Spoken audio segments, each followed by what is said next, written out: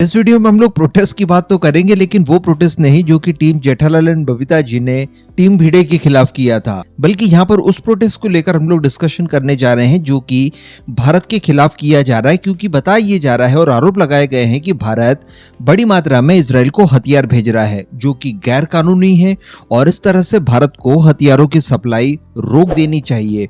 और इसको लेकर कोई ऐसा वैसा प्रोटेस्ट नहीं किया गया है, बल्कि देश के बड़े बड़े सो कॉल्ड बुद्धिजीवियों द्वारा एक लेटर लिखकर ऑफिशियली इस बात का विरोध दर्ज करवाया गया है। अब आगे मैं आपको कुछ और बताऊं, इससे पहले आप उन लोगों के नाम जान लीजिए जिन्होंने इस विरोध को जताया है। तो इसमें सर्वप्रथम नाम निकल कर आता है एक बहुत ही प्रसिद्ध लेखिका का, जिनका नाम अरुंधति रॉय है। ये वही अरुंधति रॉय है जिनके ऊपर रिसेंटली यूएपीए का मामला दर्ज करवाया गया है। इसके अलावा वकील प्रशांत भूषण, इन्हें भी आप जानते होंगे, ये आम आदमी पार्टी से निष्कासित एक बहुत ही सीनियर नेता है, सुप्रीम कोर्ट में वकील हैं, और एक बार इन्होंने इस तरह की बात कही थी कि क्यों ना जम्मू एंड कश्मीर में जनमत संग्रह करवा लिया जाए। इसके अलावा एक इकोनॉमिस्ट भी है जिनका नाम जाम ट्रेज है। तो इनकी तरफ से भारत का विरोध दर्ज करवाया गया है। तो अब इन तीनों ने ही विरोध दर्ज करने के लिए डिफेंस मिनिस्ट्री को एक लेटर लिखा है और काफी कड़े शब्दों में इस बात को चेताया है कि आप इजराइल को वेपन्स न दें। और अपने इस विरोध का जो आधार इन्होंने बताया है वो आईसीजे का बताया है, इंटरनेशनल कोर्ट ऑफ जस्टिस का, जिनकी तरफ से इजराइल की वो सारी कार्रवाइयां जो कि इस समय गाजा में हो रही है उसे कंडेम किया गया था। अब हथियार किस तरह के भेजे जा रहे हैं, तो देखिए इसमें बताया ये जा रहा है कि भारत की कई सारी कंपनियां इजराइल को ड्रोन्स वगैरह सप्लाई कर रही है। इसके अलावा विस्फोटकों का निर्यात कर रही है। ये वो मामला है जहां पर स्पेन द्वारा भारत के एक शिप को डॉक करने की अनुमति नहीं दी गई थी और बताया जा रहा था कि इसमें विस्फोटक भरा हुआ है जो कि इजराइल भेजा जा रहा है। इसके अलावा अगर ड्रोन्स की बात की जाए तो अडानी डिफेंस के द्वारा कुछ ड्रोन्स बनाए जाते हैं, हर्मिस 900, जो कि इजरायली फर्म्स के साथ ही कोलैब करके भारत के अंदर तैयार किए जाते हैं। इनकी कुछ यूनिट इजरायली डिफेंस फोर्सेस को भेजी गई थी, इन्हें आधार बनाया गया है। इसके अलावा आप सभी एक दो दिनों से सुन रहे होंगे कि भारत की एक कंपनी द्वारा इजराइल को 10,000 ड्रोन्स भेजे जाएं, इसके लिए एक एमओयू साइन हुआ है। मैं आपको बता दूं कि भारत की एक ड्रोन निर्माता कंपनी है जिसका नाम है इनसाइट एफपीवी। इन्होंने दरअसल इजराइल के साथ एक समझौता साइन किया है जिसके तहत कुछ विशेष तरह के ड्रोन्स अगले एक दशक में सप्लाई करने हैं इजराइल को, कुल 10,000 की संख्या में।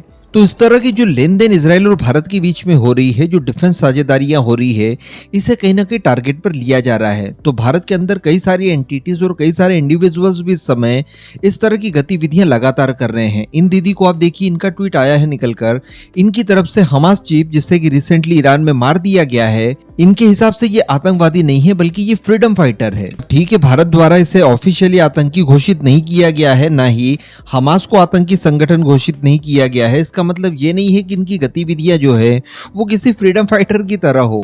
अगर बात की जाए इन दीदी की, तो इनकी तरफ से भी रिसेंटली एक बयान निकल कर आया है और इन्होंने इजराइल को काफी कुछ भला बुरा भी कहा है। बाकी सारे लोगों के कमेंट और लेटर वगैरह तो चल जाएंगे, लेकिन इन दीदी की बात की जाए तो ये भारत की मुख्य विपक्षी पार्टी की जनरल सेक्रेटरी हैं। काफी बड़ा इनका नाम और मान सम्मान है दुनिया भर के अंदर। तो इतने बड़े देश की एक प्रमुख पॉलिटिकल पार्टी जो कि इस समय अपोजिशन में है, उन्हीं की पार्टी से एक सांसद जो कि उनका भाई भी है, उन्हें एलओपी नियुक्त किया गया है। उनके द्वारा अगर इस तरह का बयान दिया जाता है तो इसका काफी ज्यादा इम्पैक्ट पड़ता है। ये इजराइल और भारत के बायलैटरल रिलेशनशिप को बिगाड़ सकता है। वैसे जब इनकी गवर्नमेंट थी उस समय भारत और इजराइल के बीच के संबंध इसी तरह से खराब होते रहे। हालांकि जब कभी भी युद्ध हुआ, इनके समय हो या फिर दूसरी गवर्नमेंट के समय हो, इजराइल हमेशा से ही आगे आया है और भारत के दुख सुख में हमेशा साथ दिया है हुई थी। तो इजराइल की तरफ से तो लगभग सभी तरह के फर्ज निभाए जा रहे हैं, लेकिन अब बारी आ जाती है कि हम क्या कर रहे हैं। इन्होंने अगर इजराइल को कंडेम किया भी है तो कोई प्रॉब्लम नहीं है, लेकिन उस आतंकवादी संगठन और उन आतंकी घटनाओं को कंडेम नहीं किया है, ना ही उन लोगों के बारे में किसी तरह की कोई सहानुभूति व्यक्त की जो कि आज भी आतंकियों के चंगुल में फंसे हुए हैं। यानी इजराइल के जो बंधक आज भी हमास के कैद में हैं, कुछ एक को मार दिया गया है, कई सारे लोगों के साथ में अभद्रता की गई, उनको लेकर एक शब्द नहीं कहा गया।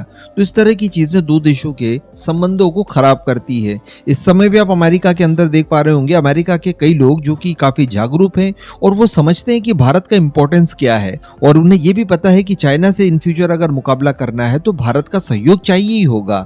ऐसी परिस्थिति में जब उनका एडमिनिस्ट्रेशन भारत के साथ संबंधों को बिगाड़ता है तो सोशल मीडिया के माध्यम से या अन्य किसी माध्यम से वो लोग अपनी गवर्नमेंट का विरोध करते हैं कि देखिए भारत के साथ आप इस तरह की चीजें नहीं कर सकते, संबंधों को अच्छा बनाकर रखिए, ये इन फ्यूचर हमें काम आएगा। तो ऐसी चीजें हमने भी सोचनी चाहिए कि इजराइल हमारे हर सुख दुख में साथ दिया है, हमारा एक बहुत ही भरोसेमंद पार्टनर है जिसकी रिक्वायरमेंट हमें हमेशा रहेगी। और अभी हम लोग बहुत बड़े स्केल पर इजराइल को हथियार वगैरह भेज रहे हैं, इस तरह की चीजों की कोई पुष्टि नहीं हुई है, ये सारे अनुमान हैं।